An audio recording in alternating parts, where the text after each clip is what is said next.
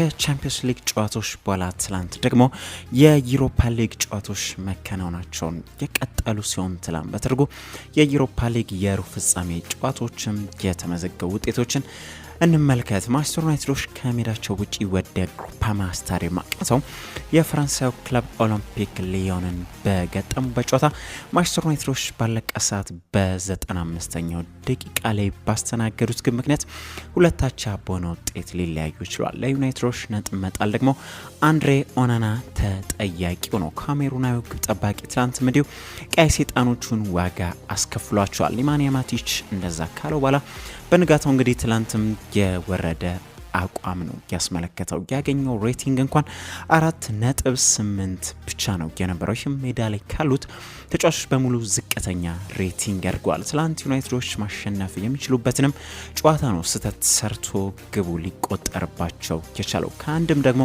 ሁለት ስህተቶችን ነው ሰርቶ የተገኘው። ወደ ግብ የሚያመሩ ሁለት ስህተቶችን ሰርቷል። ሁለት ግብ አስተናግዷል። እንዲሁም 0.76 ብቻ ነበር ግብ ሊሆን የሚችል ኳስ የተከላከለው የነበረው ጎል ፕሪቨንትድ ማለት ነው። በጨዋታው ግን ሊዮኖች ቲያጎ አልማዳ ከቅጣት ምት የሚሻማ የሚመስል ኳስ በኦናና ትኩረት ማጣትና ስህተት አስቆጠረ። አልማዳ በአውሮፓ የውድድር መድረክ የመጀመሪያ ግቡም ሆና ልትመዘገብ ችላለች። ወደ እረፍት ሊያመሩ ሲሉ ደግሞ ሌኒ ዮሮ ገሽቶ አስቆጥሮ ዩናይትዶችን አቻ አድርገ። ዮሮ የትላንቷ ግቡ ደግሞ በማን ዩናይትድ ማሊያ የመጀመሪያ ግቡም ሆና ልትመዘገብለት ችላለች። ጨዋታው ሊጠናቀቅ ሲል በ88ኛው ደቂቃ ላይ ደግሞ ተቀይሮ የገባው ጆሹዋ ዚርክዚ ብሩኖ ፈርናንዴዝ ያሸማለትን ቆንጆ ኳስ በጥሩ አጨራረስ ገሽቶ አስቆጥሮ ዩናይትዶች መሪ መሆን ችሎ የነበረ ቢሆንም ዩናይትዶች ግን በጭማሪ ሰዓት ውጤት ማስጠበቅ ሳይችሉ ቀርተው በ95ኛው ደቂቃ ላይ በኦናና ስህተት ምክንያት ኦናና የተንፈውን ኳስ ሪያን ቸርኪ ያስቆጥረዋል። ሊዮኖች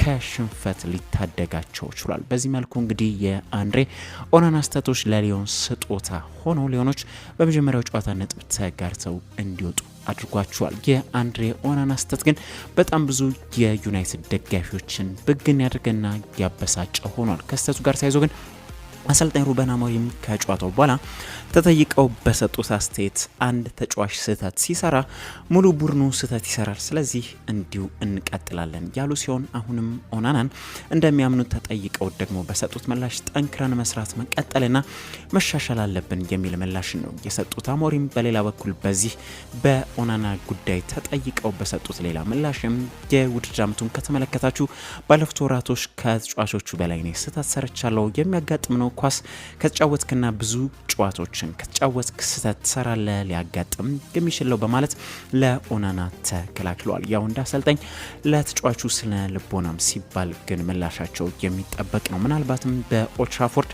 ላለው የመልስ ጨዋታ ግን አልታይ ባይንዲር ካልተሰለፈና ኦናና ከተሰለፈ የሚገርም ይመስላል። ስለ ጨዋታው ግን እስቲ አንዳንድ ጉዳዮችን እናንሳ። ሊዮኖች በምሽቱ ጨዋታ ቢትዊን ዘ ላይንስ ተጫዋቾችን ለመፈለግ ቀሏቸው የነበረበት ጨዋታም ነበር። ማንቸስተር ዩናይትዶች ሃይ ፕረስ ማድረግ ይፈልጉ ነበር፣ ነገር ግን ቢትዊን ዘ ላይን የነበረው ስፔስ ብዙ ጊዜ በጣም ትልቅ ወይም ሰፊ ነው የነበረው። የተሻለ እንደውም ይሆን የነበረው ዲየጎ ዳሎ በሊዮኑ ፉልባክ ታግላፊኮ ላይ አግሬሲቭ ሲሆን ነው የነበረው። ይህም ቢሆን ግን ወጥነት የነበረው አልነበረም። ቀድመን ስናነሳው ስለነበረው ሰፊ ስፔስ ስናነሳ ግን የሊዮን የተከላካይ አማካኝ ተጫዋቾችም ተጫዋች ወደ ኋላ በመሳብ እና በመሰቀል ሊዮኖች 5 እና 6 ሲሆኑ ከኋላቸው ይታዩ ነበር። ይህ ደግሞ ቅድም እንዳልነው ቢትዊን ዘ ላይንስ ስፔስ እንዲፈጥር ሲያድግ ነበር። የሊዮኑ ፉልባኮች የዩናይትድ ዊንግ ባኮች ላይ ኃላፊነትም ነበራቸው። ፉልባኮቹ ከኋላ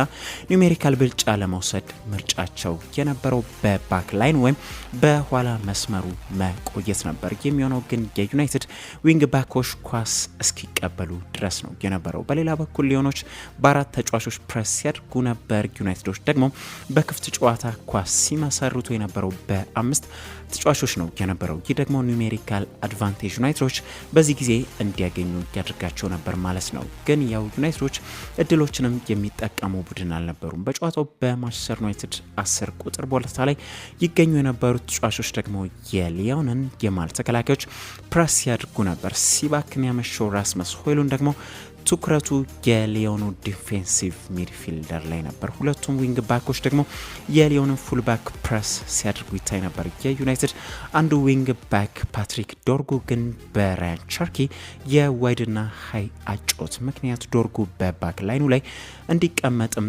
ሲያስገድደው ይታይ ነበር። ይህ ደግሞ ሊዮኖች አብዛኛውን ጊዜያቸውን በሜዳቸው ላይኛው ክፍል ወይም ሃይር አፕ ዘ ፒች ላይ እንዲያድጉ ሲያስችላቸው ነው የነበረው። ጆርጂዮ ሚካኤል ቴሬዝ ደግሞ በግራ በኩል በመሆን በተለይ ሀፍ ስፔሱ ላይ ሲንቀሳቀስ የነበረ ተጫዋች ነበር። በሌላ በኩል በማን ዩናይትድ የካሴሚሮና የኡጋርቴ ደብል ፒቮት ጥምረት ነው። የሁለቱን ተጫዋቾች ጥምረት ባለፈው ከማንቸስተር ሲቲ ጋር በነበረው ጨዋታ ወይም የማንቹሪያ ደርቢ ስናነሳው እንደነበር ይታወሳል። የሁለቱ ጥምረት በቂ ሆነ ነገር እያሳየ እየተገኘ አይደለም። ማለትም የሁለቱ ጥምረት የዩናይትድን ፕሮግረስ የማድረግ አቅም እየገደበው ነው የሚገኘው። መሀል ላይ ፕሮግረስ ማድረግ እየከበዳቸው ወደ ዋይድ እንዲወጡ ሲያስገድዳቸው ነበር። ወደ ዋይድ መሆኑ ችግር ኖሮት አይደለም፣ ጥሩ ነው። ነገር ግን የቡድኑን ቢልድ አፕ በአንድ በኩል ብቻ ሲያደርገው ይገኛል። ይህም ቡድኑን ተገማችም ተጋላጭም ያድርጓል። የተቃራኒ ቡድኑ ሲከላከልም እንዲቃለው ነው የሚያደርገው። በዋነኝነት ደግሞ ዊንግ ባኮቹን በቀላሉ ፕረስ እንዲደረጉ የሚያጋልጣቸው ነው። ጨዋታውም ግን በተለየ መልኩ የሚወራለት ነገር ያለውም አይነት አይደለም። በዩናይትዶች በኩል ተመሳሳይ የሆነ ነገር ነው እየተመለከትን የምናገኘው። ትላንት ግን የኦናና ስህተቶች ሌላ ነገር እንዳይወራ አድረገ እንጂ የማንቸስተር ዩናይትድ ተከላካዮች ሌኒዮሮ ትናንትም ድንቅ የነበረ ጨዋች ነው የነበረው። ግብ ማስቆጠሩም እንዲሁ ይታወቃል። አሞሪምም ከጨዋታው በኋላ ቶፕ የሆነ ጨዋች ነው ሲሉ ገልጾታል። በአጠቃላይ ግን ጨዋታው 2 አቻ ተጠናቋል። የመልሱ ጨዋታ ደግሞ በቀጣይ ሳምንት በኦልትራፎርድ ይጠበቃል ማለት ነው። በሌሎች ጨዋታዎች ባጭሩ ስንመለከት ቶትናም ሆትስፐር በሜዳቸው ኢንትራ ፍራንክፈርትን ባስተናገዱበት ጨዋታ ሌላኛው የእንግሊዝ ቡድንም ነጥብ የተገራ ሲሆን ጨዋታው 1-1 በሆናቸው ውጤት ተጠናቋል። ለፍራንክፈርት ሁጎ ኤኪቲኬ ሲያስቆጥር ለስፐርስ ደግሞ ያቻነቷን ግብ ፔድሮ ፖሮ አስቆጥሯል። ፖሮ ያስቆጠራት ግብ ደግሞ በቄንጥ መልክ በስኬንች ነበር በእግሩ ማጨራረስ ጨርሷት የነበረው ስፐርስ ላይ ያስቆጠረው የፍራንክፈርት ጨዋች ሁጎ ኤኪቲኬ ግን በምሽቱ ጨዋታ ትላንት ስፐርስ ላይ ካስቆጠረ በኋላ የነበረው ሴሌብሬሽን ወይም የደስታ አገላለጽ በስፐርስ ደጋፊዎች ፊት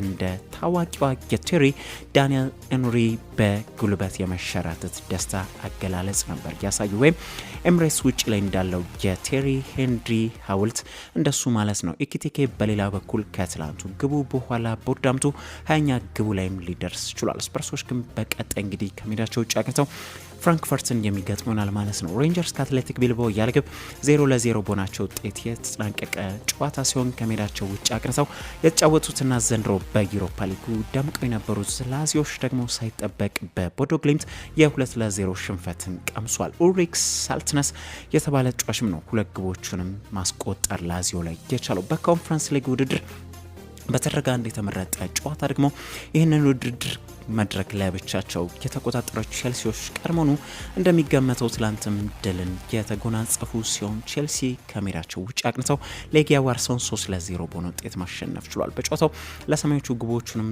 ታሪክ ጆርጅ አንዷን ግብ አስቆጥሮ ለምዕራብ ለንደኑ ክለብ የመጀመሪያ ግቡን ትላንት ሲያስቆጠር ቀሪዎቹን 2 ግቦች ደግሞ ኖኒ ማዱዌኬ አስቆጥሯል። በጨዋታ ጄደን ሳንቾ ደግሞ 2 ለግብ የሚሆኑ ኳሶችንም አምሻሽቶ ማቀበል የቻለ ጨዋች ነው የነበረው። ኮንፈረንስ ሊጉ የተመቻቸው ቼልሲዎች ግን በውድድሩ በ9 ጨዋታዎች 32 ግቦችን አስቆጥሮ 6 ግብ ነው የተቆጠረባቸው። ንጹህ 26 ግብም አላቸው ማለት ነው። በነገራችን ላይ የኤንዞ ማሬስካ ቡድን ዘንድሮ እንዳጠቃላይ ደግሞ 100ኛ ግባቸውም ላይ ሊደርሱ የቻሉ ቡድን ሆነዋል። ሪያል ቤቲስ ደግሞ በሴድሪክ በካምቡና በሄሱስ ሮድሪጌዝ ብቸኛ ግብ ታግዘው ጃጌሎኒያን 2-0 በሆነ ውጤት ማሸነፍ ችሏል።